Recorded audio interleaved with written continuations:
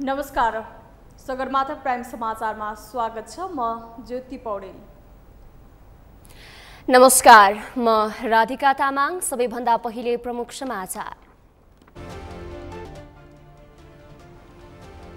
सुशासनलाई व्यवहारमा कार्यान्वयन गर्न बजेटमा मितव्ययिता अपनाउनु पर्ने विज्ञको तर्क। पुँजीगत खर्च वृद्धि गर्न सरकारलाई सुझाव। नेपालको निर्वाचन प्रणाली खर्चिलो भएको नेताहरूको ठहर। पूर्ण समानुपातिक निर्वाचन प्रणाली अपनाउन सुझाव। संघीय व्यवस्थामाथि प्रश्न।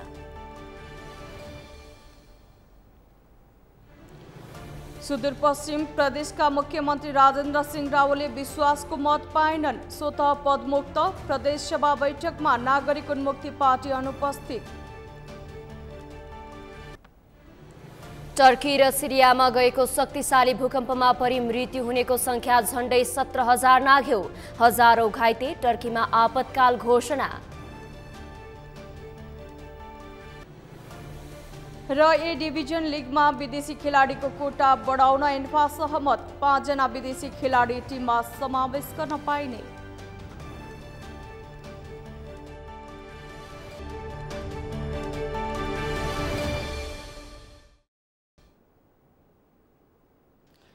प्राइम समाचार अब विस्तारमा।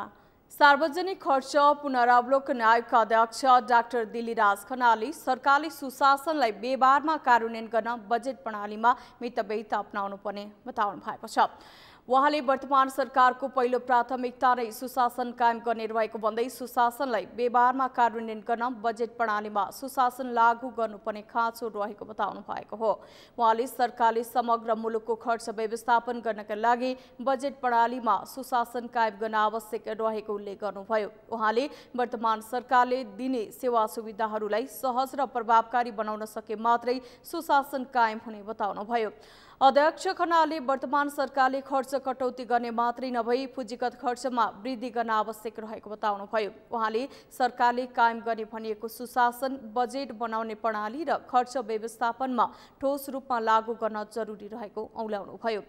उहाँले सरकारको आमदानी भन्दा खर्च धेरै भएपछि सरकारी अनुत्पादक खर्च कटौती गर्ने, फजुल खर्च रोक्ने, सरकारका संयन्त्र छरितो पार्न आयोगले सुझाव दिए पनि कार्यान्वयन हुन नसकेको बताउनुभयो। अध्यक्ष खनालले सरकारले चालु खर्चलाई व्यापक रूपमा कटौती गर्ने, सामाजिक सुरक्षा भत्ता लक्षित वर्गलाई मात्रै दिने मापदण्ड नै नबनाई संस्थानहरूलाई दिने पैसामा कमी गर्दै औचित्यका आधारमा मात्रै छुट्याउने र काम नलाग्ने संस्थानहरूलाई निजीकरण गर्ने, कुनैलाई रणनीतिक साझेदार खोज्ने, गाब्ने, घाटामा भएकालाई नाफामा चलाउने गरी सरकार जानुपर्ने सुझाव अहिलेसम्म कार्यान्वयनमा नआएको बताउनुभयो। उहाँले सरकारले बजेट मार्फत पुँजीगत खर्चभित्र 60% बजेट काम नलाग्ने ठाउँमा विनियोजन भइरहेको बताउनुभयो। दिनुहुन्छ त्यहाँ पनि तपाईँले टाइटेन गर्नु पर्यो। औचित्यताका आधारमा मात्रै दिने र त्यहाँ गएको पैसा ठिक ढङ्गले तपाईँको उपयोग हुने र काम नलाग्ने संस्थानलाई निजीकरण गर्ने हैन, र अरू कतिलाई चाहिँ नि गाब्ने, कतिलाई विदेशी चाहिँ नि त्यो स्ट्राटेजिक पार्टनर भन्छ नि, रणनीतिक चाहिँ नि साझेदार ल्याएर घाटामा भएकालाई नाफामा चलाउनु, बुझ्नुभयो। त्यो गरेर जानुपर्छ भनेर हामीले त्यो भनेका थियौँ भने अर्कोतिर जुन समिति छन्, बोर्ड छन् हैन, तिनको अरबौं रुपियाँको चाहिँ नि जुन व्यवहार भइरहेछ त्यो राजनीतिकरण गर्दै चाहिँ त्यो गरिरहेछ, त्यसका अधिकांश कार्य। अध्यक्ष खनालले वर्तमान सरकारले थोरै भए पनि खर्च कटौती गर्ने निर्णय गरेर आयोगले खर्च कटौतीका लागि दिएका सुझाव कार्यान्वयन हुन आवश्यक रहेको पुष्टि गरेको बताउनुभयो।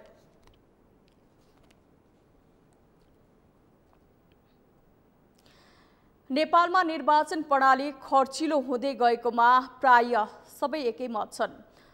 वर्तमान निर्वाचन प्रणालीमा पैसावालाहरूले मात्रै उम्मेदवार बन्न सक्ने अवस्था रहेको भन्दै आम नागरिकले निर्वाचनमा उम्मेदवार बन्न सक्ने वातावरण बनाउनु पर्ने चर्चा पनि चलिरहेको छ। यस्तो अवस्थामा नेताहरूले कम खर्चमा निर्वाचन हुने गरी व्यवस्था गर्न निर्वाचन आयोगलाई सुझाव दिएका छन्। एक रिपोर्ट। बिहिबार प्रधानमन्त्री तथा मन्त्री परिषदको कार्यालय सिंहदरबारमा प्रधानमन्त्री सहित दलका शीर्ष नेताहरू तथा दलका प्रतिनिधि बीच निर्वाचन प्रणाली सुधारको सम्बन्धमा छलफल भयो। छलफलका क्रममा नेताहरूले निर्वाचन प्रणाली निकै खर्चिलो भएकाले कम खर्चमा हुने गरी व्यवस्था गर्न आयोगलाई सुझाव दिएका छन्। अधिकांश नेताहरूले धन हुनेहरूले मात्रै वर्तमान प्रणालीमा निर्वाचनमा उम्मेद्वार बन्न सक्ने अवस्था रहेको उल्लेख गरेका छन्। उनीहरूले आम नागरिकले निर्वाचनमा उम्मेद्वार बन्न सक्ने वातावरण बनाउनु पर्नेमा जोड दिएका छन्। यो खर्चिलो निर्वाचनले के गराउँदैछ भन्दा धनाढ्यहरूको कुबेर तन्त्रतर्फ लाग्दैछ। त्यही यो कुरा अविलम्ब अन्त्य गर्ने गरिकन निर्वाचन न्यायकारी हाम्रो चाहिँ नि ऐनमा सुधार गर्नुपर्छ भन्ने कुरा एउटा। दोस्रो, अरू व्यवस्थापकीय कुराहरूमा जस्तो मत खस्यो, मतको मुचुल्का छ 10,000 खस्यो है, तल बाकसमा गऱ्यो 9,000 कहाँ गयो त? अहिलेको ऐनले त्यसलाई मार्गदर्शन गर्दैन। त्यसैगरी राष्ट्रिय प्रजातन्त्र पार्टीका सहमहामन्त्री झनक प्याकुरेलले निर्वाचन प्रणाली खर्चिलो र भड्किलो भएको भन्दै त्यसलाई सुधार गर्नुपर्नेमा जोड दिए। संघीयतालाई देशले बोक्न नसक्ने भएकाले त्यसको विकल्पमा जनउत्तरदायी शासन प्रणाली ल्याउनु पर्नेमा पनि सुझाव दिएको उनले बताएका छन्। निर्वाचन धेरै खर्चिलो, तडपिलो, भड्किलो भयो। ठेकेदारीहरूले मात्रै निहित स्वार्थ पूरा गर्नको लागि आउने एउटा निश्चित जमातको मात्रै प्रतिनिधिमूलक संस्थाको रूपमा विकास हुँदै जाने भयो। त्यसकारण आर्थिक पक्षमा पनि यसले सुधार गर्दै जानुपर्ने हुन्छ। अब संघीयताकै सवाल जुन किसिमको अहिले छ, संघीयता त राष्ट्रिय प्रजातन्त्र पार्टीले यसलाई चाहिँ हटाउनै पर्छ कि किनभने नेपाल र नेपालीले बोक्न सक्दैन, नेपाली जनताले बोक्न सक्दैन, यो देशले बोक्न सक्दैन भन्ने राष्ट्रिय प्रजातन्त्र पार्टीको निष्कर्ष छ। लोकतान्त्रिक समाजवादी पार्टीका नेता केशव झाले पूर्ण समानुपातिक निर्वाचन प्रणाली र प्रत्यक्ष निर्वाचित कार्यकारी प्रमुख हुने गरी शासकीय स्वरूपमा जोड दिएका छन्।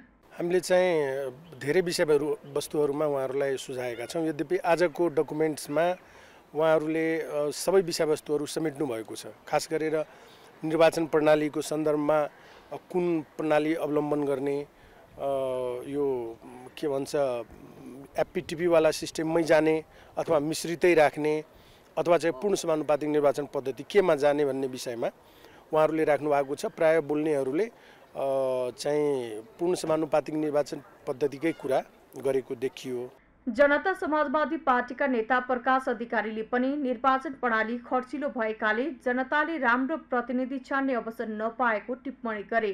त्यसको सुधार गरेर पूर्ण समानुपातिक निर्वाचन प्रणालीमा जानुपर्ने उनको भनाइ छ। यो निर्वाचन प्रणालीले धेरै खर्चिलो निर्वाचन प्रणाली भयो।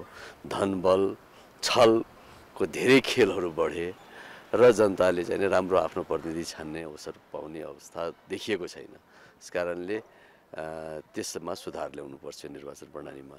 र त्यो प्रणाली सुधार गर्दाखेरि हामीले सुझाव दिएको चाहिँ कम्प्लिटली चाहिँ पूर्णतया समानुपातिक निर्वाचन प्रणाली, जसबाट सबै खास गरिकन समानुपातिक र समावेशीको मूलभूत सिद्धान्त अनुसार र विभेदरहित ढङ्गले आउने ढङ्गबाट त्यो कानुन निर्माण गरेर पूर्ण समानुपातिक निर्वाचन प्रणालीतर्फ जानुपर्छ। नेपाल मजदुर किसान पार्टीका नेता प्रेम सुवालले फौजदारी अभियोग लागेकालाई उम्मेदवार बनाउने पार्टीहरूलाई नै कारबाही गर्ने व्यवस्था हुनुपर्ने बताएका छन्। अब हामीले यो निर्वाचन प्रणालीको विषय राख्दाखेरि उम्मेदवार राजनीतिक पार्टीहरूले मनोनयन गर्दा अब सम्पत्तिको सीमादेखि नैतिक आचरणका कुराहरू हेरेर मात्र उम्मेदवारी छनौट गर्ने र अरबपट्टि खरबपट्टिहरू, विदेशमा उद्योग व्यापार भएकाहरू अनि फौजदारी अभियोग लागेकाहरूलाई पार्टीले उम्मेदवार बनाउन नहुने। अब पार्टीलाई त थाहा हुन्छ नि आफूले छनौट गर्ने उम्मेदवार कस्ता हुन् भन्ने कुरा, कुन देशमा उद्योग भएका, नेपालमा कति सम्पत्ति भएका, कुन फौजदारी अभियोग लागेका। अब त्यस्ता उम्मेदवारहरू उठाउने पार्टीहरूलाई नै कारबाही हुनुपर्छ। विदेशमा रहेका नेपालीलाई मतदानको प्रक्रियामा ल्याउनु पर्ने सम्बन्धमा सबै सकारात्मक भए पनि नेमकिपाका नेता सुवाले पहिले प्राविधिक रूपमा पूर्ण रूपमा सक्षम भए मात्र सो प्रक्रियाको थालनी हुनुपर्ने उल्लेख गरेका छन्। राष्ट्रपति निर्वाचनको मिति नजिकिएसँगै सत्ता गठबन्धनको भविष्य पनि धर्मराउँदै गएको छ। गठबन्धनमा दरार उत्पन्न हुन नदिन शीर्ष नेताहरू बारम्बार भेटघाट र छलफलमा जुटेका छन्, तर छलफलले कुनै ठोस निष्कर्ष निकाल्न सकेको छैन।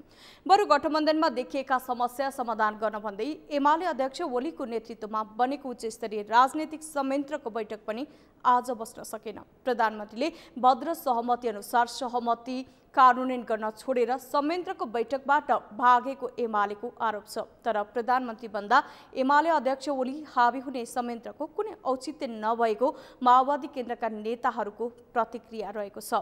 अमृत ढकालको रिपोर्ट। शक्ति बाँडफाँडका विषयमा मतभेद बढ्दै जाँदा गठबन्धनको भविष्य पनि धरापमा परेको छ। सत्ता साझेदार दलहरूबीच मतभेद बढ्दै जाँदा राष्ट्रिय स्वतन्त्र पार्टी सरकारबाट बाहिरिएको छ। रेशम चौधरीको रिहाईमा ढिलासुस्ती गरेको भन्दै सरकारलाई दिएको समर्थन फिर्ता लिने नागरिक उन्मुक्ति पार्टीले चेतावनी दिएको छ। हिन्दू राष्ट्र र सङ्घीयताका विषयलाई लिएर राप्रपा र माओवादी केन्द्रका नेताहरूबीच वाकयुद्ध सुरु भएको छ। सत्ताधारी दलहरूबीच सरकार गठन गर्दा राष्ट्रपति एमालेलाई दिने सहमति थियो, तर राष्ट्रपतिमा साझा उम्मेद्वार खोज्ने माओवादी केन्द्रको निर्णयले एमाले सशङ्कित छ। गठबन्धनमा मतभेद बढ्दै जाँदा त्यसलाई समाधान गर्ने भन्दै बनेको उच्च स्तरीय राजनैतिक संयन्त्रको बैठक पनि बारम्बार स्थगित हुँदै आएको छ। प्रधानमन्त्रीले संयन्त्रको बैठक बस्न अब विभिन्न समस्याका कारण नमान्नु भएको होला, तर त्यो नमान्नु उहाँको गलत हो।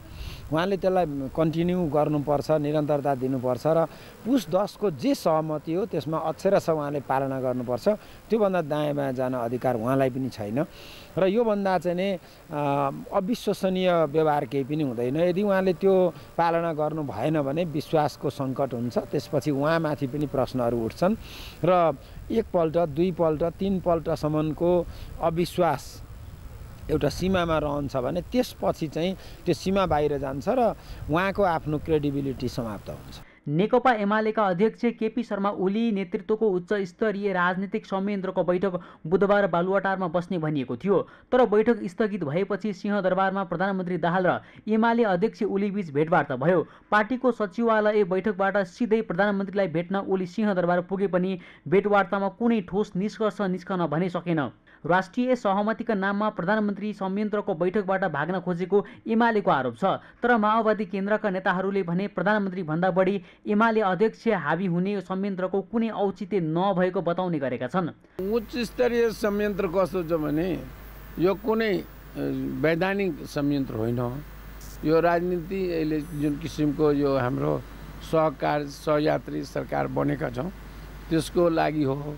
अब त्यसमा चाहिँ ओलीजी चाहिँ बढी हावी हुने र अब संयन्त्रका अरू पार्टिजहरू चाहिँ एउटा सेटेलाइट नेकपा एमालेको पार्टी जस्तो हुने, जस्तो योभन्दा अगाडि तपाईँले हेर्नुभयो कि रमेश लामिछानेजीलाई गृहमन्त्री बनाउनको लागि चाहिँ ओलीजीले चाहिँ दबाब सृजना गर्ने, त्यसैले जुन प्रयोजनको लागि उच्च स्तरीय संयन्त्र बनाएको छ त्यो प्रयोजनभन्दा पनि अलिकता यस्तै भनौँ न समग्रमा राजनीतिक समस्या समाधानहरूको सट्टा चाहिँ यो व्यक्तिमा बढी केन्द्रित भएको हुनाले चाहिँ त्यो संयन्त्र चाहिँ मलाई लाग्छ लामो समयसम्म यो चल्ला भने पनि मलाई लाग्दैन र यसको धेरै औचित्य पनि बिस्तारै चाहिँ हराउँदै जान्छ।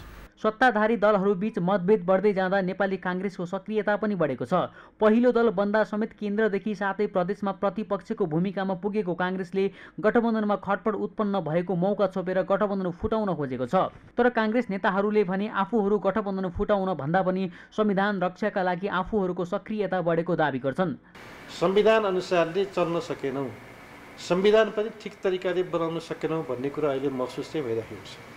यस्तो बेलामा आलङ्कारिक राष्ट्रपति भन्दा भन्दै पनि यो चाहिँ एउटा कार्यकारी प्रमुख जस्तो किसिमको अहिले महत्त्वमा त्यो पुगेको छ। त्यसकारण दलहरूले, नेताहरूले आफ्नो आफ्नो व्यक्तिगत अब आधार सोचभन्दा पनि राष्ट्रिय दृष्टिकोणले के गर्दाखेरि उचित हुन्छ भन्नेमा अन्तिममा सहमतिमा नगइकन सुख छैन।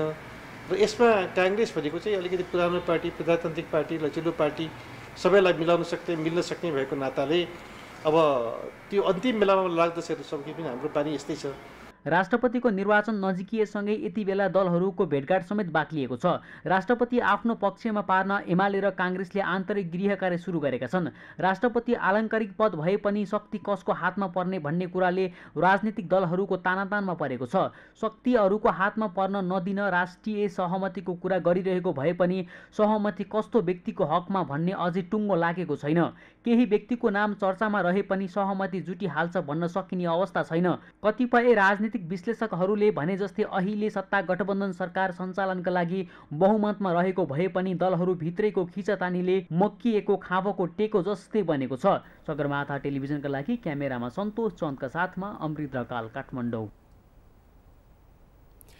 उच्च स्तरीय राजनीतिक संयन्त्रको बैठक शुक्रबार बस्ने भएको छ। आज दिउँसो 3 बजेका लागि बोलाइएको संयन्त्रको बैठक स्थगित भएको थियो।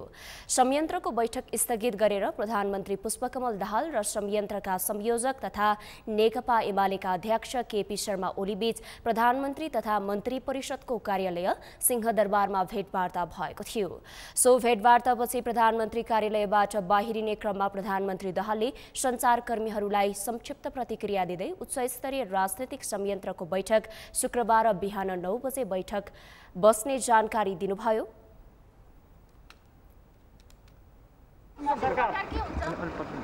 एकछिनपछि तपाईहरुले थाहा पाउनुहुन्छ। संयन्त्र क्यान्सल भएर तपाईहरु दुईजना बस्नुभयो, के कुरा भयो प्रधानमन्त्री? संयन्त्रको भोलि 9 बजे बैठक छ।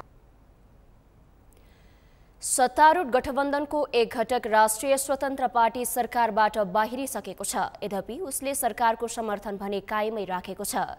सरकारबाट बाहिरिनु अघि राष्ट्रिय स्वतन्त्र पार्टीले संयन्त्रको बैठक राख्न माग गरे पनि बैठक बस्न सकेको थिएन।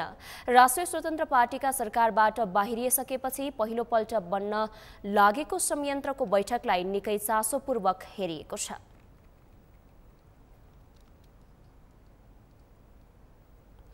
नेकपा एकीकृत समाजवादीका सम्मानित नेता छलनाथ खनालले आफूहरू सरकारमा अहिले नजाने स्पष्ट गर्नुभएको छ। आज निर्वाचन प्रणाली सुधारको सम्बन्धमा निर्वाचन आयोगले राखेको छलफलमा उपस्थित हुन सिंहदरबार पुगेको बेला सञ्चारकर्मीहरूलाई संक्षिप्त प्रतिक्रिया दिँदै उहाँले सरकारमा जाने कुरा नभएको स्पष्ट गर्नुभएको हो।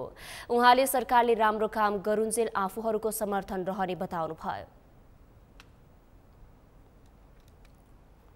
ठीक हो कि बेटिङ अहिले केही पनि भन्दैन हो। यस्ता चिजहरूलाई यो अहिलेको चाहिँ निर्वाचन ऐनले मार्गदर्शन गर्नुपर्छ र यसलाई संशोधन गर्नुपर्छ, परिमार्जन गर्नुपर्छ र देशको जुन लोकतन्त्र छ यो लोकतन्त्रलाई आम जनताको लोकतन्त्र बन्ने गरिकन यो निर्वाचन प्रणालीलाई अगाडि बढाउनुपर्छ भन्ने कुरा आम रूपमा सबैको त्यो थियो। अब अरू संविधानमै तलमाथि गर्नुपर्छ कि भन्ने पनि कुराहरू आएका छन्, त्यो चाहिँ बहसको विषय। उहाँले प्रधानमन्त्री पुष्पकमल दाहालले नेकपा एकीकृत समाजवादीलाई सरकारमा आउन गरेको आग्रहको बारेमा थाहा नभएको प्रतिक्रिया दिनुभयो।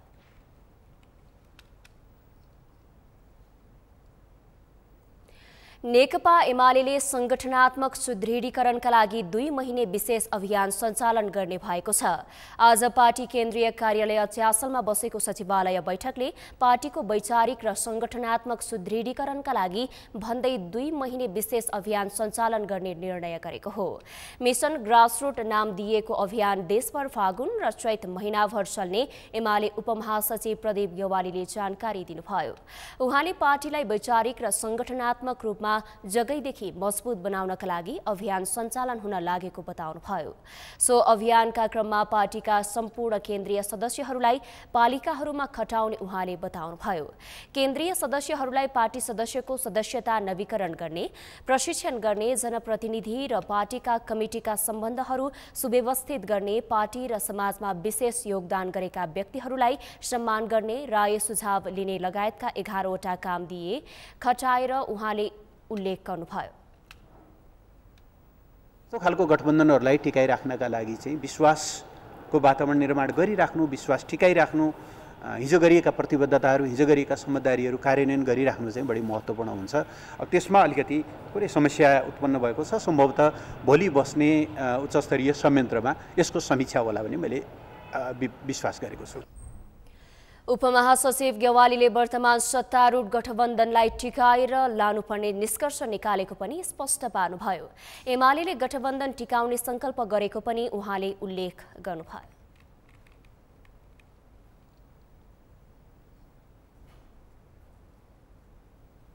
संघीय संसद अन्तर्गतको प्रतिनिधि सभा बैठक संसद भवन बाहिर पनि गर्न सकिने भएको छ। प्रतिनिधि सभा नियमावली मस्यौदा समितिले सभाको भर्चुअल बैठकले पनि वैधानिकता पाउने गरी नियमावलीमा नै स्पष्ट व्यवस्था गरेपछि प्रविधिबाट बैठक सञ्चालनको बाटो खुलेको हो।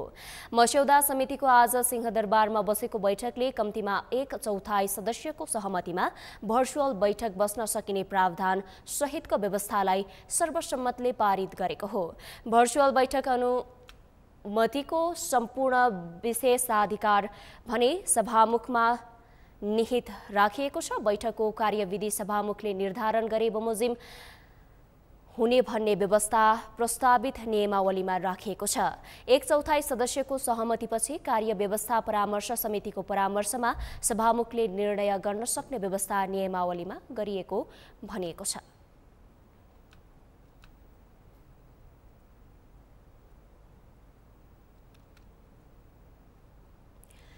यसअघि भौतिक उपस्थिति बिना प्रविधि मार्फत बैठक सञ्चालन र लबी रिपोर्टिङको व्यवस्था नियमावलीमा उल्लेख गरिएको थिएन।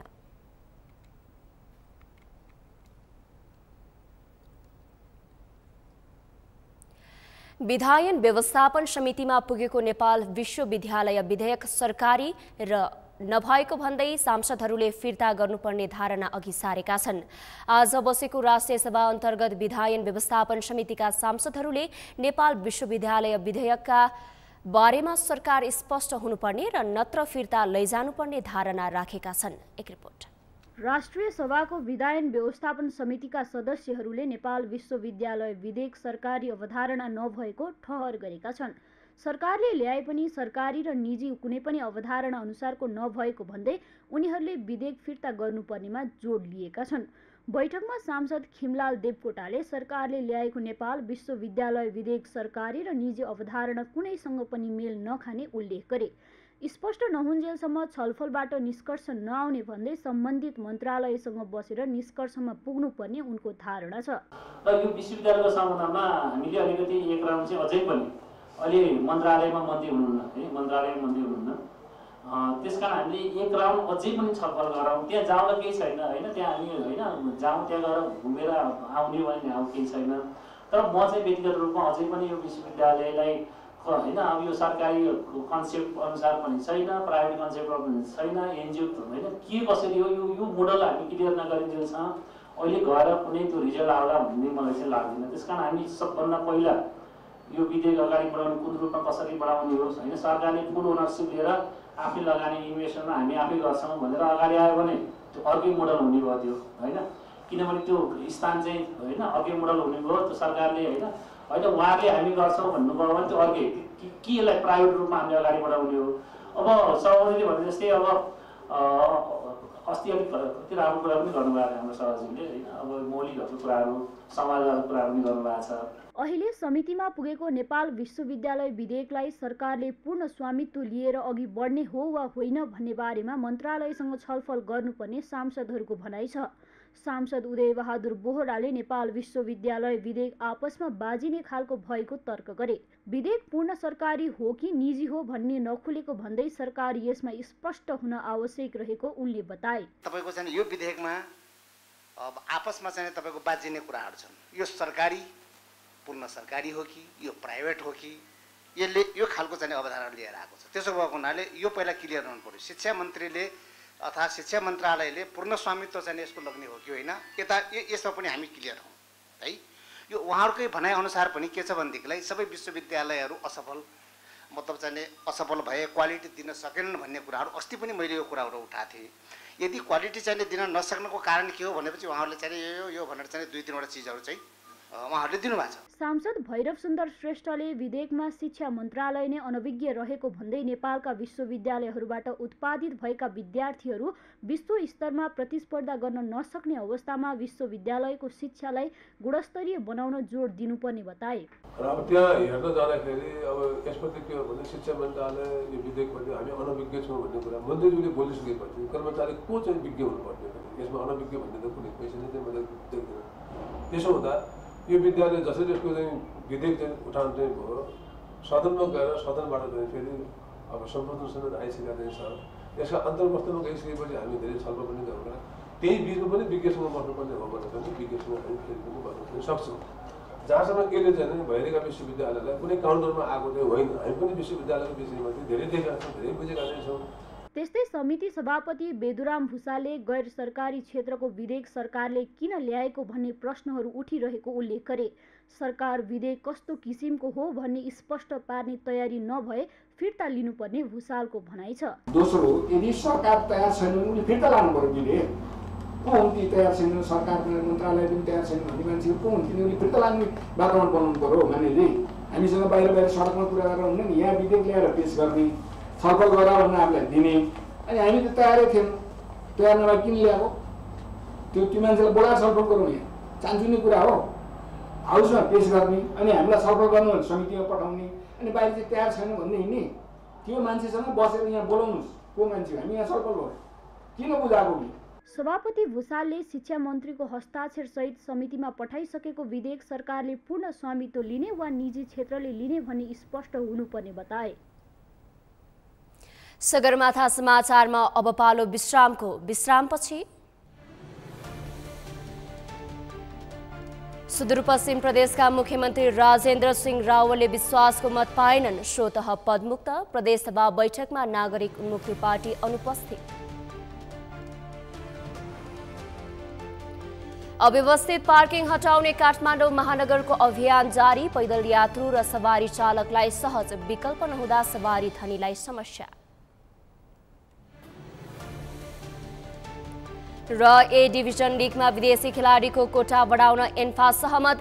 5 जना विदेशी खेलाडी टिममा समावेश गर्न पाइने।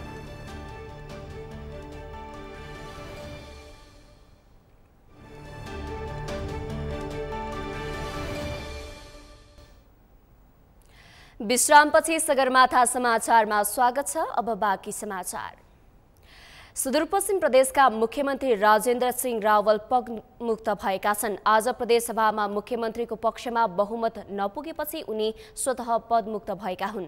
नागरिक उन्मुक्तिका सबै 7 सांसद प्रदेशसभा बैठकमा अनुपस्थित भएपछि मुख्यमन्त्रीले विश्वासको मत पाउन सकेनन्। कैलालीबाट दिनेश विष्टको रिपोर्ट। पुस 27 गते सुदूरपश्चिमको मुख्यमन्त्रीमा नियुक्त भएका राजेन्द्र सिंह रावल पदमुक्त भएका छन्। बिहिबार प्रदेशसभा बैठकमा रावलले लामो सम्बोधन गरेर आफूलाई विश्वासको मत दिन आग्रह गरे। मुख्यमन्त्रीले राखेको छलफलको प्रस्ताव नै बहुमतले अस्वीकृत भएपछि मतदानसम्म पनि पुग्न सकेन। तर ध्वनि मतबाट गरिएको मत विभाजनको प्रस्तावको विपक्षमा धेरै सांसदले हात उठाएकाले विश्वासको मत लिने प्रस्ताव अस्वीकृत भएको सभामुखले घोषणा गरेका हुन्। सत्तारूढसँगै रहेको नागरिक उन्मुक्तिको समर्थनमा मुख्यमन्त्री बनेका रावलले विश्वासको मत नपाएपछि पद गुमाएका हुन्। मुख्यमन्त्री नियुक्त हुँदा समर्थन गरेको नागरिक उन्मुक्ति पार्टी विश्वासको मत दिने बेला अनुपस्थित भएको भन्दै रावलले गुनासो पोखेका छन्। संसदीय परम्पराको सम्मान गर्दै प्रदेश प्रमुख समक्ष राजीनामा दिने रावलले बताए। मैले कहीँ के बोल्नु जरुरी छैन, किनभने विश्वासको मत आफ्नो हस्ताक्षर सहित दिने र तत्पश्चात चाहिँ त्यसलाई अहिले आएर अनुपस्थित हुनु त्यो प्रश्न उतैतिर सोध्दा चाहिँ हजुर चाहिँ आज जानुहुन्छ प्रदेशमा मुख्यमन्त्री अब के राजीनामा दिनुहुन्छ? प्रस्तुत भयो संसदबाट भन्ने अहिले भर्खर यहाँले प्रस्ताव गरेको थियो बहुमत विश्वासको मत प्राप्त जग्गा त थोरै छेउ जान्न सभामुखजीले चाहिँ बहुमत सदस्यले चाहिँ अस्वीकृत गरेर घोषणा गर्नुभयो। अब के राजीनामा दिनुहुन्छ मुख्यमन्त्री? म तत्काल राजीनामा दिने। मैले त यो संसदीय परम्पराको मूल्य र मान्यतालाई मैले स्वीकार्य गरेर चाहिँ अगाडि बढ्नुपर्छ। अनइथिकल प्र्याक्टिसेसवाला मान्छे होइन यस बिचमा। त्यस कारणले चाहिँ मैले यसलाई सहर्ष रूपमा स्वीकार गरेको छु। आजै गएर चाहिँ अब यहाँबाट प्रदेश प्रमुख समक्ष संविधानको धारा 168 को उपधारा 2 बमोजिम नियुक्त मुख्यमन्त्रीले उपधारा 3 अनुसार 30 दिनभित्र विश्वासको मत लिनुपर्ने थियो। यस अवधिमा मुख्यमन्त्रीले विश्वासको मत प्राप्त गर्न नसके प्रदेश प्रमुखले प्रदेश सभामा सबैभन्दा बढी सदस्य भएको संसदीय दलको नेतालाई मुख्यमन्त्री नियुक्त गर्ने व्यवस्था छ। 53 सदस्यीय प्रदेश सभामा कुनै पनि दलको एकल बहुमत छैन। मुख्यमन्त्रीलाई बहुमत सिद्ध गर्न 27 मत आवश्यक पर्छ। अब नेपाली कांग्रेस संसदीय दलका नेता कमल शाहलाई ठूलो दलको नेताका हैसियतले प्रदेश प्रमुखले मुख्यमन्त्रीमा नियुक्त गर्ने प्रावधान छ। शाहले 1 महिनाभित्र विश्वासको मत लिनुपर्दछ। उहाँले विश्वासको मतै पाउनु भएन, उहाँले विश्वासको मतै पाउन सक्नु भएन।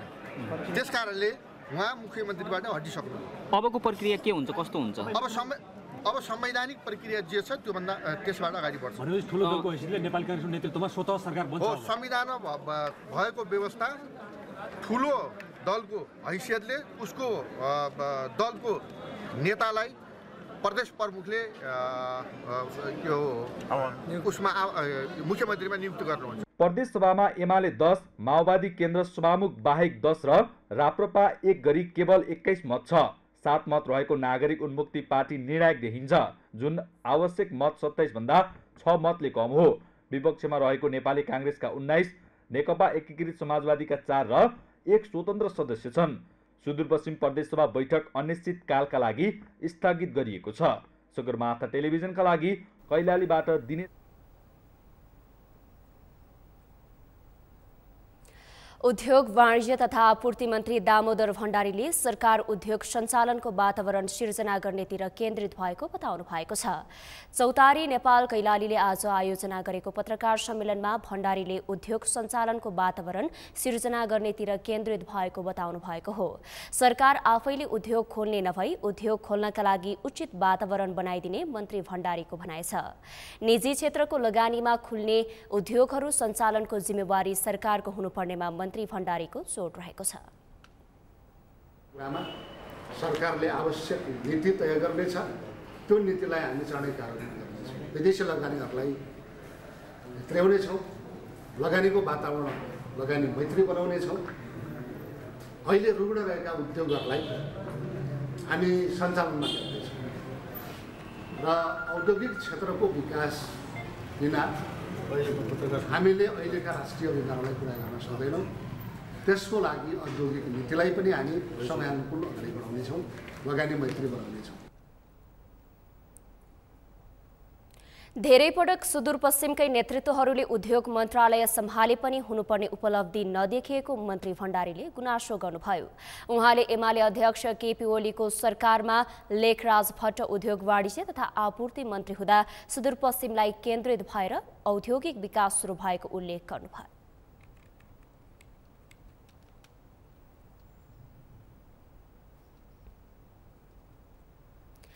काठमाडौँ महानगरभित्र सडक किनारामा रहेका पार्किङ हटाउने काम जारी छ।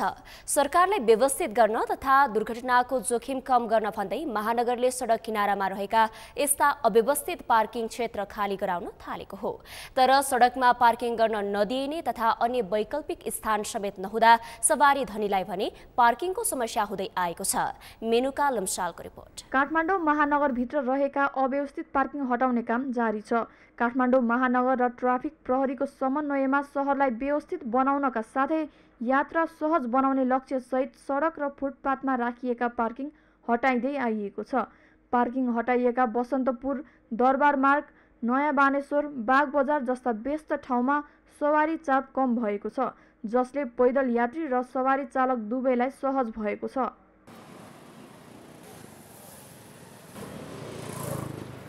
सर्वसाधारणले अव्यवस्थित पार्किङ हटाउने निर्णयलाई समर्थन त गरेका छन्, तर विकल्प दिनुपर्ने बताएका छन्। कति अव्यवस्थित सडक हुन्थ्यो, यो अब एकदम बिजी सडक पनि हो र यसको अलिकति प्रि प्लानिङ गरेर पहिले अगाडि चाहिँ कुन ठाउँमा चाहिँ अब यहाँको पार्किङ व्यवस्थापन गर्ने भन्ने चाहिँ प्लानिङ गरेर यो ठाउँलाई यसरी छुट्याएको छ भनेर त्यसपछि चाहिँ अनि यसरी हटाउँदा चाहिँ झन् बेस्ट हुन्थ्यो। किन भन्दा अहिले म यहाँ बाइकमा बसेर उता कुर्नु परेको छ नि त, त्यो चाहिँ राम्रो हुन्थ्यो। त्यो सायद भएन कि अथवा केही प्रोसेसमै होला। पेसेन्जरले एउटा पार्किङ राख्नु पाउँदैन, गाडीहरू राख्नु पाउँदैन। हाम्रो पनि गाडी 32-33वटा गाडी छ, राख्नु पाउँदैन, ठाउँ छैन। त्यही माथि राख्यो भने ट्राफिकले पनि चिर्कारिन्छ। पार्किङ गर्ने व्यवस्थित चाहिँ छैन।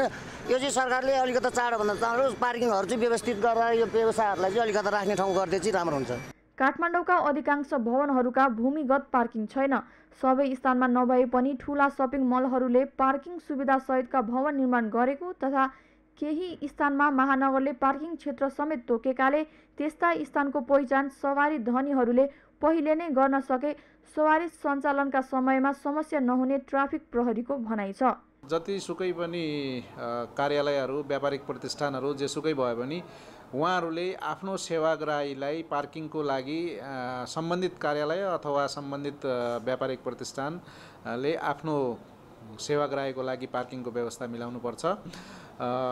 यो समस्या किन आयो त भन्दाखेरि पार्किङको लागि बनाइएका संरचनाहरू पार्किङमा प्रयोग भएनन्। काठमाडौँ उपत्यकामा सवारी साधनको सङ्ख्या बढ्दो क्रममा छ, तर धेरैजसो भवनहरू पुराना बिल्डिङहरू छन् जसमा बेसमेन्ट पार्किङहरू छैन। भवन बनाउने बेला पार्किङलाई ध्यानमा राखेर भवनहरू बनाइएका छैनन्। अव्यवस्थित पार्किङ हटाउने महानगरको निर्णय सराहनीय रहेको भए पनि सवारीका लागि विकल्प भने दिनु आवश्यक छ। अव्यवस्थित सहरीकरणका कारण पनि सवारी सञ्चालन पार्किङमा समस्या हुँदै आएको छ। सहरलाई व्यवस्थित, सफा र सुन्दर राख्न जरुरी त छ, तर पार्किङको समेत वैकल्पिक स्थान तोकिन आवश्यक छ। सगरमाथा टेलिभिजनका लागि क्यामेरामा लिम बहादुर खत्रीका साथमा मेनुका लम्साल, काठमाडौँ। फागुन 1 गतेबाट बागमती प्रदेशमा पनि सवारी चालक अनुमति पत्र लाइसेन्समा 70 अङ्क भारको नियम लागू हुने भएको छ। यातायात कार्यालय र ट्राफिक सेन्टरहरूको मिलोमतोका कारण पटक पटक लागू गर्ने खोज्दा पनि रोकिएको नियम फागुन 1 गतेबाट लागू हुने भएको हो। यातायात कार्यालयहरूले ट्राफिकका ट्रायलका लागू हुने नयाँ नियमका लागि सबै तयारी गरिसकेका छन्। यशोदा भण्डारीको रिपोर्ट। फागुन 1 गतेबाट बागमती प्रदेशमा पनि सवारी चालक अनुमति पत्र लाइसेन्समा 70 अङ्क भारको नियम लागू हुँदैछ। अन्य प्रदेशहरूमा लागू भइसकेको यो नियम बागमती प्रदेशमा भने विभिन्न किचलोका कारण बल्ल लागू हुने भएको हो। ट्रायल सेन्टर, बिचौलिया र केही यातायात कार्यालयको स्वार्थका कारण अन्यलग्रस्त यो नियम बागमती प्रदेशको नयाँ सरकारले कार्यान्वयनमा ल्याएको हो। भौतिक पूर्वाधार तथा यातायात मन्त्रालय र यातायात व्यवस्था विभागको पटक पटकको निर्देशन र दबावपछि बागमती प्रदेशमा पनि 70 अङ्क भारको नियम लागू हुने भएको हो। चौतर्फी आलोचनाका बीच मंगलबार बागमती प्रदेश अन्तर्गतको श्रम, रोजगार तथा यातायात मन्त्रालयले आगामी फागुन 1 गतेबाट सबै यातायात कार्यालयहरूलाई यो नियम लागू गर्न भनी परिपत्र जारी गरिसकेको छ। 70 अङ्कको नियम ए, बी र के वर्गका सवारी साधनका लागि मात्र लागू हुने बागमती प्रदेशको श्रम, रोजगार तथा यातायात मन्त्रालयले बताएको छ। 70% भन्ने सवारी चालक अनुमति परीक्षा सञ्चालन कार्यविधि 2077 चाहिँ हामीले असोजमा पहिलोचोटि लागू गर्न प्रयास गरेका थियौँ। त्यसपछि दुईचोटि फेरि मङ्सिरमा पनि प्रयास गरियो र अहिले अन्तिम पटक चाहिँ मुख्यमन्त्री कार्यालयले एउटा समिति गठन गरेको थियो। अन्य प्रदेशमा यसको लागू भएको अवस्था के छ र यसमा चाहिँ लागू गर्नलाई के छ, लागू गर्न उपयुक्त छ कि छैन भन्ने एउटा समिति गठन गरेको थियो श्रम, रोजगार, यातायात मन्त्रालयको सचिवको नेतृत्वमा। त्यो समितिले मुख्यमन्त्री कार्यालयमा प्रतिवेदन बुझाएको थियो र समितिले लागू गर्न उपयुक्त भन्ने प्रतिवेदन दिएपछि मुख्यमन्त्री कार्यालयले हामीलाई 10 महिना 23 गते चाहिँ पत्राचार गरेर फागुन 1 गतेदेखि लागू गर्ने भन्ने खालको परिपत्र प्राप्त भएपछि हाम्रो मन्त्रालयले 24 गते निर्णय गरेर फागुन 1 गतेदेखि बागमती प्रदेशका सम्पूर्ण कार्यालयमा यो सवारी चालक अनुमति पत्र 2077 अनुसार ए, बी र हाम्रो के क्याटेगोरीको लागि मात्रै हो। यो अन्य क्याटेगोरीको लागि साबिकै कार्यविधि लागू हुन्छ। 3टा क्याटेगोरीको लागि यो कार्यविधि फागुन 1 गतेदेखि लागू गर्ने भनेर निर्णय भएर हाम्रा सम्बन्धित यातायात कार्यालयहरूमा परिपत्र भएको छ। फागुन 1 गतेदेखि यो लागू हुन्छ। सवारी चालक अनुमति पत्र लाइसेन्स प्राप्तिका लागि 70 अङ्कको नियम लागू हुँदा सेवाग्राहीहरूले सहजै लाइसेन्स लिन सक्ने विश्वास गरिएको छ। ट्रायलमा अनुत्तीर्ण हुने सङ्ख्या धेरै हुँदा यातायात कार्यालयमा भिड धेरै हुने अवस्था र बिचौलियाहरूको बिगबिगी यो नियमले नियन्त्रण हुने सम्भावना बढेको छ। नियम लागू गर्न सबै तयारी भइसकेको छ। हामीलाई मन्त्रालयबाट चिठी आइसकेको छ होइन। आज बिहान मात्रै मैले यही अफिसमा 4वटा कार्यालय प्रमुखलाई बोलाएर हामी मिटिङ तय गरिसकेको छौँ होइन। अब हामी फिल्डमा कसरी गर्ने भन्ने कुरा अब कर्मचारीलाई टिच गर्ने कुरा छ नि, लर्निङ गर्ने कुरामा चाहिँ हामी लागिरहेछौँ। ट्रायल सम्बन्धी जानकारी भएको मान्छेलाई चाहिँ यो सिस्टमले राम्रै हो, किनभनेदेखि सानोतिनो मिस्टेकमा पनि फेल गर्ने प्रथा भइरहेको छ होइन। अहिलेको यो जुन 70%ले गर्दाखेरि सानोतिनो मिस्टेकलाई चाहिँ अलि कन्टिन्यू गरेको छैन कि, भन्ने मतलब त्यो मिस्टेकलाई चाहिँ मार्क चाहिँ घटाउने, फेल चाहिँ होइन।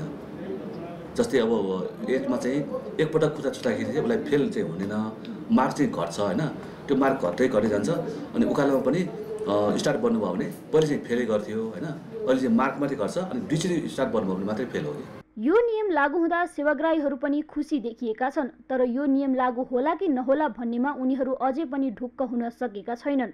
योभन्दा अगाडि चाहिँ के थियो भने अलिकति सानो गल्ती भयो भने पनि अलिक उकालोमा इन्डिकेटर अलिक ढिलो किन बालिस्, छिटो किन बालिस्, खुट्टा किन छिटो राखिस्, ढिलो राखिस्, विभिन्न कारणले गर्दाखेरि चाहिँ फेल गराइदिने एउटा प्रचलन थियो होइन। अब यो सिस्टम आएपछि चाहिँ अब धेरैजना पास हुने मैले सम्भावना देखेको छु। तर पनि मलाई अहिले पनि सन्देह छ। सन्देह के छ भने योभन्दा अगाडि पनि यो कुरा लागू हुने कुरा थियो, तर यो बिचौलियाहरूको यस्तो बिगबिगी छ, मन्त्रीलाई समेत प्रभाव पार्ने, सरकारलाई नै प्रभावित पार्नेसम्मको यो यस्तो भनौँ योजनाबद्ध रूपमा उनीहरू लागेका छन् बिचौलियाहरू। र अहिले पनि यो कार्यान्वयन यति सहज हुन्छ भन्ने त म निर्धक्कसँग भन्न सक्छु, यो कार्यान्वयन हुँदैन। भइदिएदेखि अत्याधिक राम्रो हुन्थ्यो। यो लागू होस् भने हाम्रो चाहना छ, कामना छ। र यदि यो लागू भइदियो भने म मात्रै होइन, यो नेपालभरि नै धेरै युवाहरू जुन अनेकौँ कति दिनसम्म चाहिँ होल्ड गरेर राखिन्थ्यो, समय बचत हुन्थ्यो, आर्थिक रूपमा उनीहरूको सहुलियत हुन्थ्यो भन्ने मलाई लाग्छ। फागुन 1 गतेबाट ट्रायलमा 70 अङ्कभारको नियम लागू हुँदा सेवाग्राहीहरूले धेरै झन्झट बेहोर्नु पर्ने छैन। सरकारको काम पनि चुस्त दुरुस्त भएर बिचौलियाको प्रभाव पनि बिस्तारै कम हुँदै जानेछ। सगरमाथा टेलिभिजनका लागि क्यामेरामा सुनिल कोलीका साथमा यशोदा भण्डारी, काठमाडौँ। बागमती प्रदेशमा आगामी फागुन 1 गतेबाट सवारी चालक अनुमति पत्र लाइसेन्समा 70 अङ्कभारको नयाँ नियम लागू गरिँदैछ। यो नियम लागूपछि प्रयोगात्मक परीक्षा र ट्रायल पास गर्न सहज हुनेछ। यसले यातायात कार्यालयमा सेवाग्राहीको भिड केही हदसम्म भए पनि कम हुने अपेक्षा गरिएको छ। यसै सन्दर्भमा हामीले आजको सगरमाथा जनबोलीमा सर्वसाधारणलाई सोधेका थियौँ, सवारी लाइसेन्समा ल्याउन लागि अङ्कभारको नयाँ नियम तपाईलाई कस्तो लाग्यो? हेरौँ उनीहरूको भनाई उनीहरूकै शैलीमा।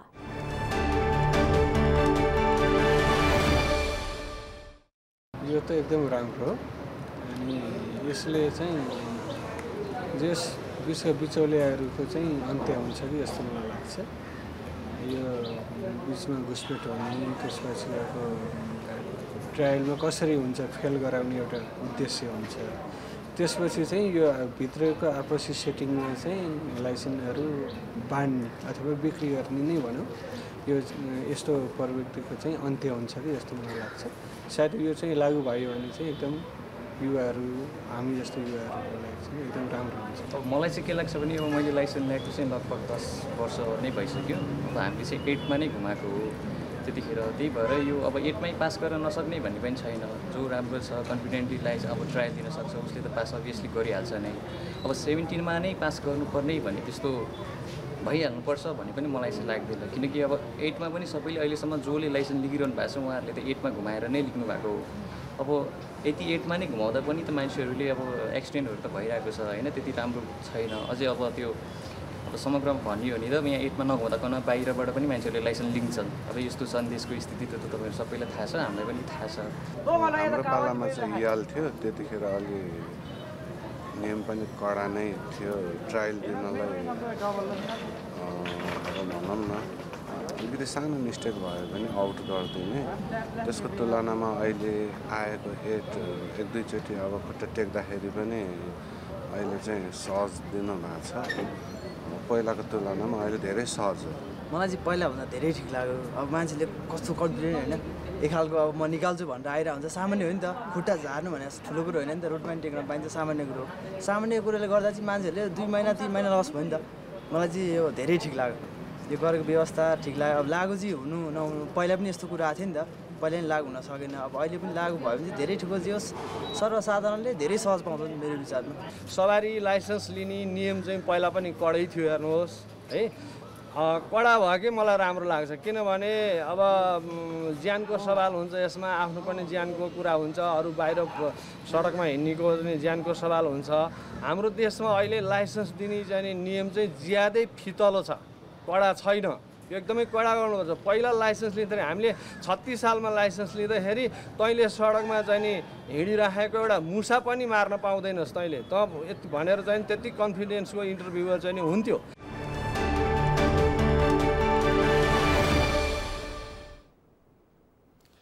काठमाडौँको बिजुली बजार स्थित चक्रवर्ती हब एजुकेसन एकाडेमीले अग्रिम मासिक शुल्क लिएको भन्दै विद्यार्थीहरू आन्दोलनमा उत्रिएका छन्। अग्रिम रूपमा मासिक शुल्क नदिए दैनिक 10% जरिवाना लिने विद्यालयको चेतावनीपछि उनीहरू आज बिहानैबाट आन्दोलनमा उत्रिएका हुन्।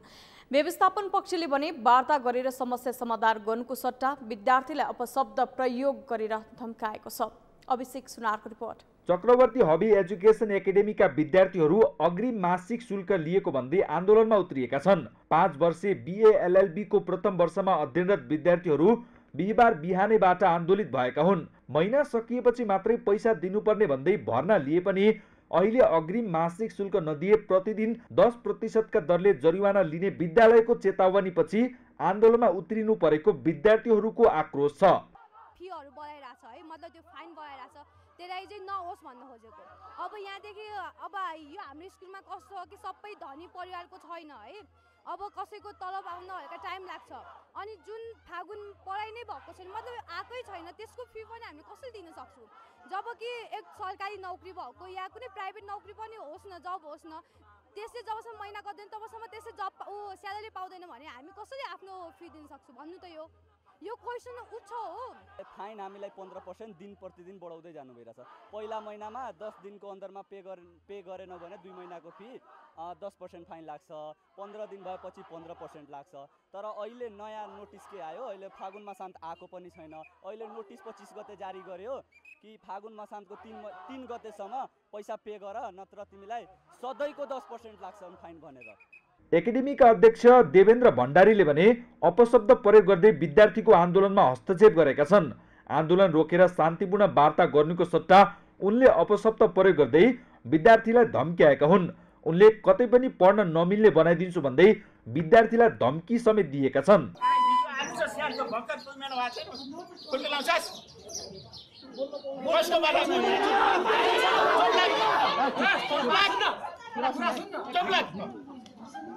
पढ्छ सो कलेज पनि चुप्लाक पढ्दैनस् जा बोकेर हिँड्छस् कलेजको बेर तर पढ्नमा यही हो है पढ्दै आउँछस् जसले ताले उचालेको छ सबको मैले के गर्नु राख्छु काहीँ पनि पढ्नु नपाउँछु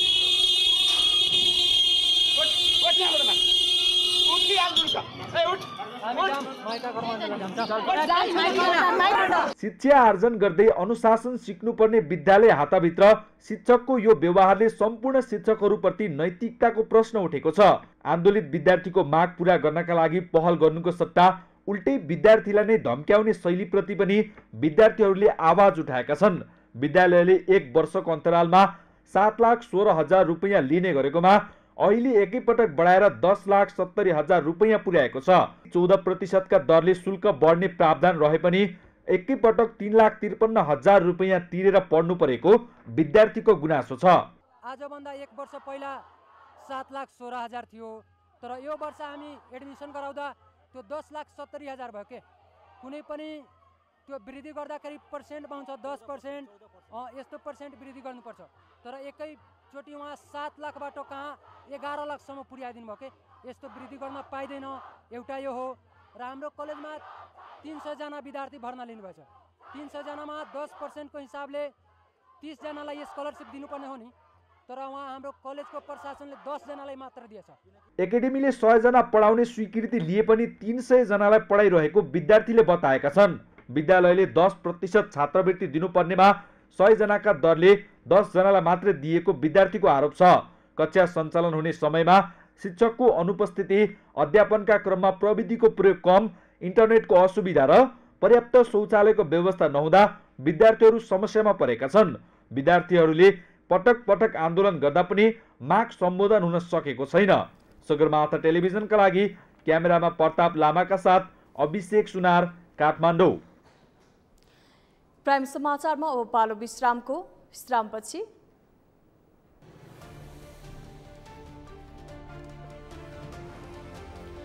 टर्की र सिरियामा गएको शक्तिशाली भूकम्पमा परि मृत्यु हुनेको संख्या झण्डै 17,000 नाग्यो। हजारौं घाइते। टर्कीमा आपतकाल घोषणा। र ए डिभिजन लिगमा विदेशी खेलाडीको कोटा बढाउन एन्पा सहमत। 5 जना विदेशी खेलाडी टिममा समावेश गर्न पाइने।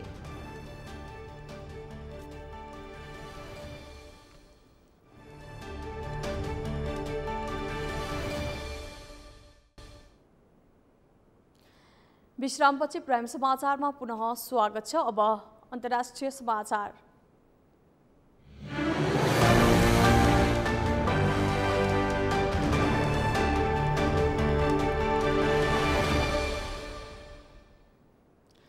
टर्की र सिरियाको सीमा क्षेत्रमा गएको विनाशकारी भूकम्पबाट मृत्यु हुनेको संख्या 17,000 नाघेको छ।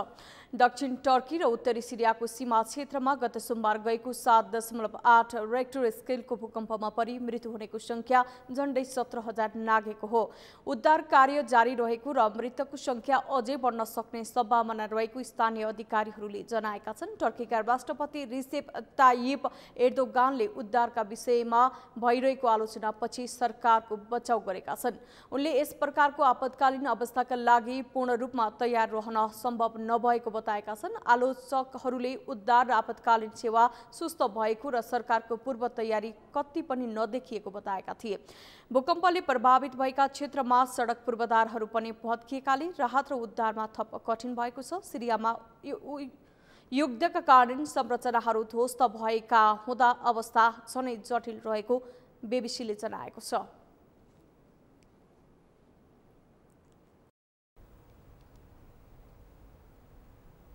सगरमाथा प्राइम समाचारमा अब पालो अर्थ समाचारको।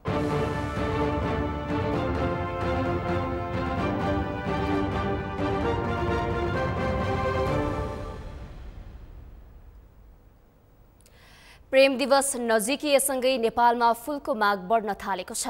यस वर्षको प्रेम दिवसको अवधिभरमा 2 करोड रुपैयाँ बढीको गुलाबको फूल व्यापार हुने फ्लोरिकल्चर एसोसिएसन नेपालको तथ्याङ्क रहेको छ। तर सरकारले पुष्प खेतीमा सहजीकरण गर्न नसक्दा नेपालभर खपत हुने फूलको 93% भारतबाट आयात हुने एसोसिएसनको भनाइ छ। अभिषेक चुनारको रिपोर्ट। भ्यालेन्टाइन डे अर्थात् प्रणय दिवसको समयमा विशेष गरी फूलको व्यापार अन्य समयमा भन्दा बढी हुने गर्छ। प्रेमको प्रतीकको रूपमा रहेको गुलाबको फूल एक अर्कालाई दिएर प्रेम भाव प्रकट गरिने हुँदा भ्यालेन्टाइन डेमा फूलको माग बढी हुने गरेको हो। यस वर्ष प्रेम दिवसको अवसरमा नेपालभरि 2,80,000 स्टिम गुलाबको फूल खपत हुने फ्लोरिकल्चर एसोसिएसनको अनुमान छ, जसमध्ये काठमाडौँ उपत्यकामा मात्रै 60% गुलाबको फूल खपत हुने अनुमान छ। उपत्यकामा पुष्प व्यवसायहरूलाई अहिले भ्याइ नभ्याइ छ। पुष्पलाई सजाउने, प्याक गर्ने, बुके बनाउने लगायतका काममा उनीहरू व्यस्त देखिन्छन्। तर उनीहरूले व्यापार गरिरहेको मध्ये नेपालमा उत्पादन हुने फूल कम र भारतबाट आयातित बढी भएको बताएका छन्। अहिले त अब अरू बेलाको भन्दा भ्यालेन्टाइन डेमा त होइन, अरू भन्दा अब अरू बेलामा बिहेको सिजनमा मालाहरू यस्तो यस्तो जान्छ भने होइन, भ्यालेन्टाइन डेको बेलामा रोजहरू अरू बेला भन्दा अलि धेरै नै जान्छ। होइन, आउन त आउँछ, तर अहिले धेरै माग हुन्छ नि त, अनि त्यसैले पुग्दैन, अनि त्यसको लागि चाहिँ इन्डियाबाट ल्याउनुपर्छ। अहिले त बाहिरबाट आउन पनि अलिक गाह्रो नै छ होइन, तर फुल त आइरहेछ। प्लास्टिकको फुल भन्दा पनि नेचुरल जान्छ बढी, प्लास्टिकको फुल त्यति जाँदैन। सबैले खोज्न आउने भनेको नेचुरल रोजी नै हो, त्यही गइरहन्छ। सबै त अहिले हाम्रो त्यो होलसेलरहरू छ नेपालभरिमै, त्यहीँबाटै हो अहिले चाहिँ काठमाडौँको। प्रेम दिवसको अवसरमा झण्डै 2 करोड 80 लाख रुपैयाँको फूल कारोबार हुने फ्लोरिकल्चर एसोसिएसन नेपालको अनुमान छ। तर नेपालमा खपत हुने फूलमध्ये 93% अर्थात् 2,60,000 फूल भारतबाट आयात हुने एसोसिएसनको भनाइ छ। कोरोना भाइरस संक्रमण पूर्व 80% फूलको माग नेपालले धान्ने गरेको थियो, तर कोरोना फैलिएपछि बजारीकरणमा समस्या आएकाले 75% उत्पादन घटेको एसोसिएसनको भनाइ छ। त्यस्तै फेब्रुअरी महिनाभरि नेपालमा चिसो मौसम हुने भएकाले पनि गुलाबको फूल उत्पादनमा कमी भएको हो। नेपालले फूलको माग धान्नका लागि आवश्यक प्रविधिको विकाससँगै सरकारी निकायको पनि सहयोग आवश्यक पर्ने एसोसिएसनको भनाइ छ। यो महिना जाडो महिना गुलाब फुल्नको लागि, प्राकृतिक रूपमा गुलाब फुल्नको लागि त्यति उपयुक्त समय होइन। यसको लागि हामीले सुविधायुक्त टप भेन्टिलेटेड ग्रिन हाउसहरू आवश्यक पर्छ। त्यो हामीसँग पर्याप्त छैन। त्यसको लागि ठुलो मात्रामा लगानी गर्नुपर्ने हुन्छ। त्यो चाहिँ व्यवसायी एक्लैले लगानी गर्न सक्ने अवस्था छैन। नेपाल सरकारले अथवा सरकारवाला सरकारी निकायले सपोर्ट गरेको खण्डमा क्रमशः हामी आत्मनिर्भर हुन सक्छौँ। गत वर्ष 2,07,000 स्टिम गुलाबको फूल बिक्री भएकोमा यस वर्ष 73,000 बढ्ने देखिएको हो। नेपालमा पुष्प खेती गर्नेको संख्या बढ्दै गए पनि नेपाल आत्मनिर्भर भने हुन सकेको छैन। सरकारले पुष्प व्यवसायहरूलाई सहजीकरण गर्न सक्यो भने वर्षेनी बाहिरिने करोडौं रुपैयाँ नेपालमा नै रहन्छ। पुष्प खेतीमा आत्मनिर्भर बनाउने भन्दै वर्षेनी विभिन्न कार्यक्रमहरू ल्याए पनि कार्यक्रममा मात्रै सीमित रहँदा नेपाल अझैसम्म पनि तेस्रो मुलुकको भर पर्नु परेको छ। सगरमाथा टेलिभिजनका लागि क्यामेरामा प्रताप लामाका साथ अभिषेक सुनार, काठमाडौँ। सगरमाथा प्राइम समाचारमा अब पालो खेल समाचारको।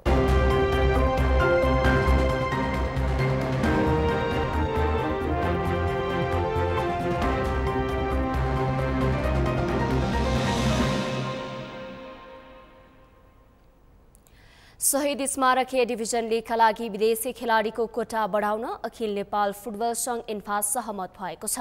नेपाली राष्ट्रिय टोलीबाट खेलिसकेका दर्जनौं खेलाडी विदेश पलायन भएसँगै ए डिभिजन लीगका क्लबहरूले खेलाडी अभाव देखाउँदै विदेशी खेलाडीको कोटा बढाउन गरेको मागलाई इन्फाले सम्बोधन गरेको हो। ए डिभिजनका अधिकांश क्लबले खेलाडी अभाव रहेको भन्दै विदेशी खेलाडीको कोटा थप्न माग गर्दै इन्फामा बुझाएको पत्र सम्बोधन गरिएको हो। अनुभवी खेलाडी पाउन मुस्किल भएको भन्दै क्लबहरूको कोटा थप्न माग गरे अनुसार अब क्लबले 5 जना विदेशी खेलाडी टिममा समावेश गर्न पाउने भएको छ। टिममा 1 जना एसियाली र 1 जना दक्षिण एसियाका खेलाडी अनिवार्य गरिएको छ।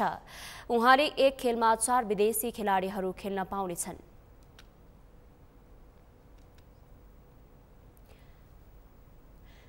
शहीद स्मारक ए डिभिजन लीगमा यसअघि हरेक क्लबले 4 जना विदेशी खेलाडी राख्न पाउने प्रावधान थियो। विदेशी खेलाडीको कोटा थप भएसँगै सुरुवाती 11 मा 4 जना विदेशी खेलाडी राख्न पाइनेछ। नयाँ सिजनको ए डिभिजन लीग फागुन 19 गतेबाट सुरु हुँदैछ।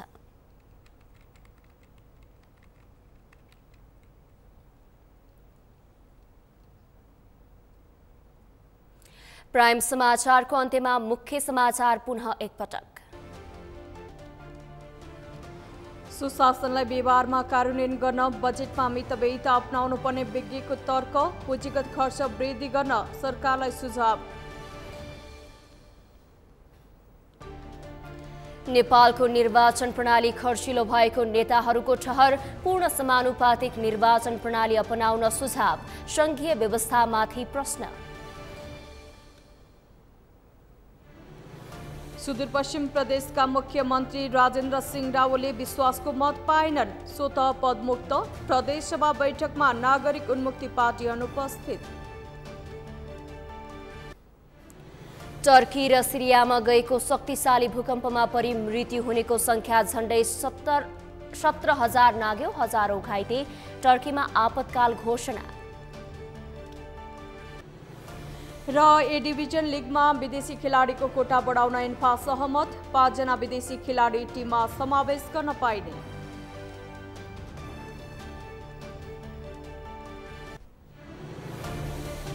हस्त सगरमाथा प्राइम समाचार अहिलेलाई सकियो। तपाईँ समाचार बुलेटिनका साथै सगरमाथा टेलिभिजनका सम्पूर्ण कार्यक्रम www.sagarmatha.tv मा पनि पढ्न र हेर्न सक्नुहुनेछ। साथै युट्युबमा youtube.com/sagarmatha.tv नेपालमा हेर्न सक्नुहुनेछ। तपाईँ हामीलाई फेसबुकमा पनि facebook.com/stv नेपालमा फलो गर्न सक्नुहुनेछ। समाचारको शिखर नेपालको गौरव, नेपालको पहिलो न्यूज च्यानल सगरमाथा टेलिभिजन हेर्दै गर्नुहोला। नमस्कार।